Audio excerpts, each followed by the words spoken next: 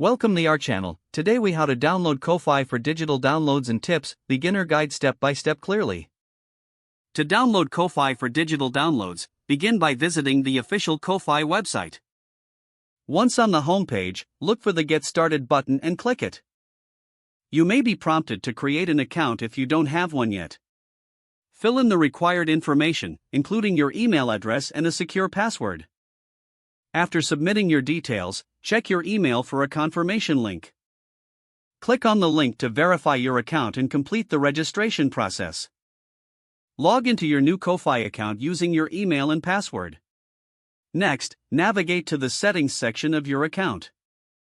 In the settings, look for the option labeled Payments. Connect your preferred payment method to receive funds from digital downloads. Now, return to the main dashboard and select Create. Choose digital products from the available options.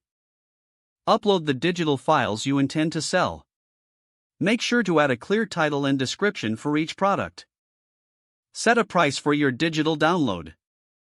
You can also customize the cover image to make it more appealing. Once you're satisfied with your product details, click the Publish button. Your digital download is now available for customers. To promote your Ko-Fi page, share the link on social media platforms. Engage with your audience by offering exclusive digital content. Monitor your sales and adjust your offerings based on customer feedback. This process will help you effectively utilize Ko-Fi for digital downloads. If the page does not load, refresh the browser or try again in a private or incognito window. Make sure you are using the correct email address, then retype it carefully to avoid small typos. If your password is not accepted, use the reset option and create a new strong password you can remember.